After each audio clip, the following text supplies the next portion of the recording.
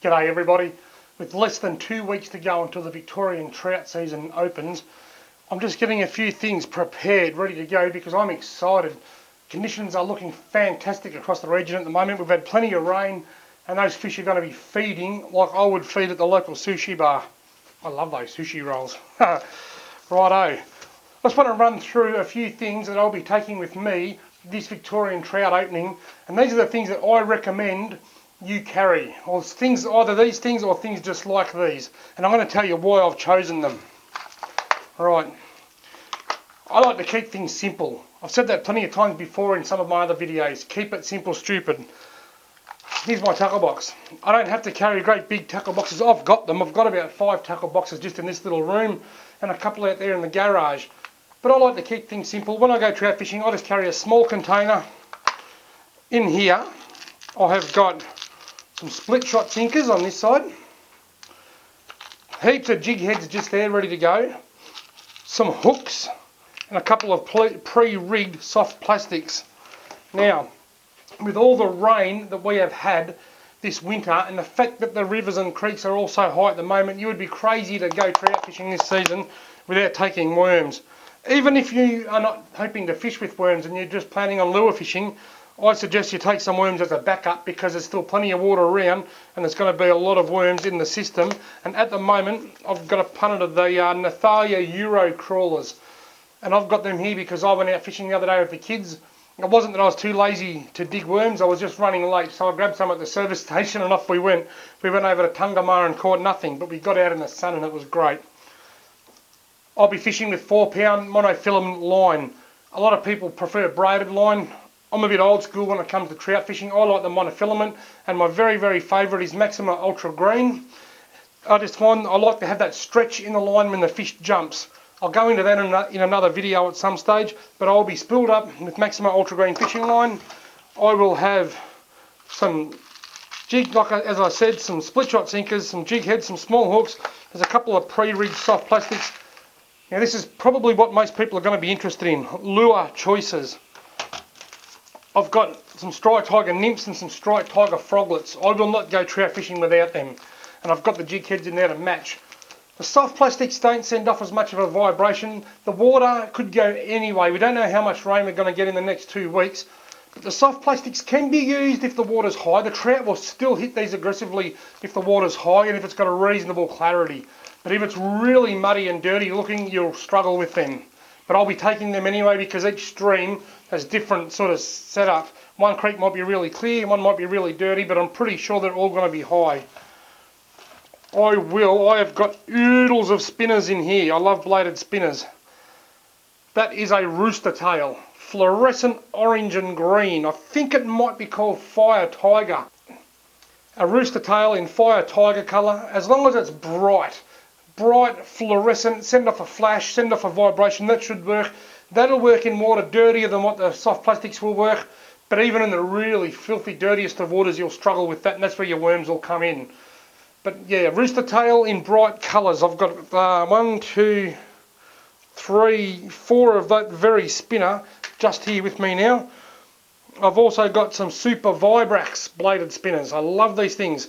I'm not sure what the colour name is, but that's fluorescent orange and fluorescent green, and it's got a fluorescent green and orange beak. Well, sorry, a fluorescent green and orange blade. Bladed spinners don't have bibs, they don't dive. But it's once again, it's fluorescent. I actually like the Super Vibraxes better than the Rooster Tails. I think the Super Vibraxes, they're more robust. The centre doesn't bend and they cast a lot further. But the Rooster Tail just seems to catch a lot of fish. I don't know whether it's a little feathers on the end of it, for whatever reason. The Rooster Tails attract more fish, but the Super Vibraxes are a much more reliable spinner and they cast further. But they're both very, very worthy of having in your tackle box, particularly this trout opening with the dirty water.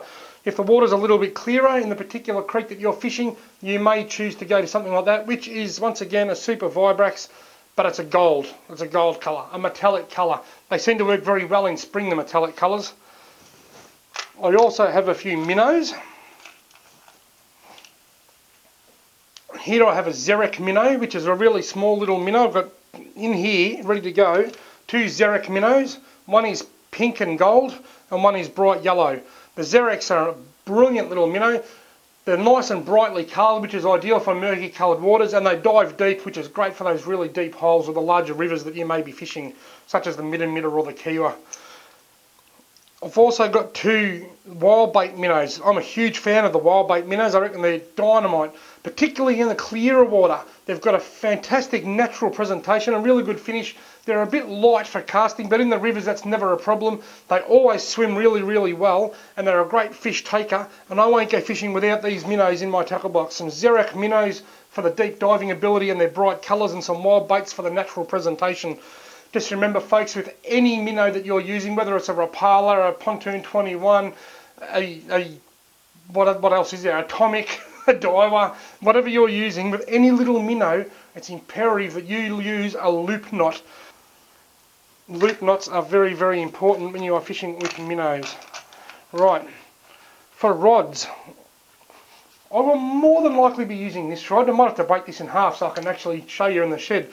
This is a little Akuma Microspin with a quantum spinning reel on it. I absolutely love this little setup. I bought this at Adventure Camping and Fishing just before trout opening 2 years ago, I think it was, and it has served me very, very well. Adventure Camping and Fishing actually have a whole heap of these Akuma Microspins in stock in time for trout season. I saw them the other day. Watch back through my videos for the last 2 years and you'll see this getting a lot of use. Absolutely love it. It's 5 foot long, it's small, it's great for the tiny little streams. It's got a nice little reel on it, and as I stated earlier, it will be spooled with Maxima Ultra Green, my favourite trout line. And I will also have this rod, which is still rigged up with a Tassie Devil after a recent trip to Lake Dartmouth. It is a wild bait stick.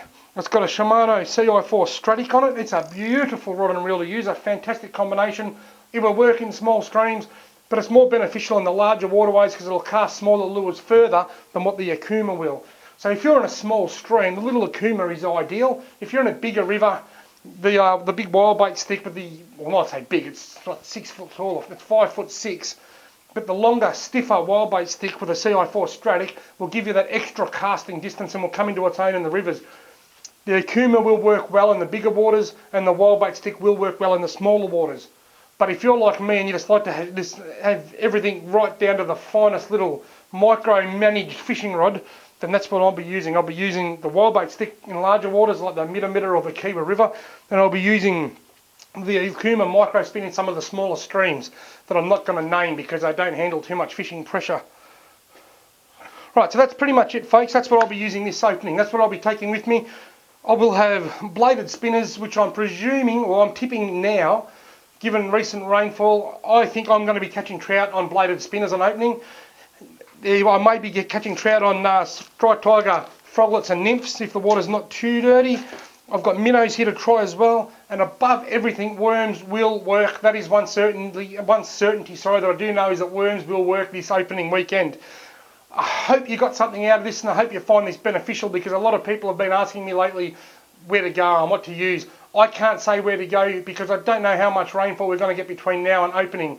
So you'll have to use a little bit of nous and choose your own spots.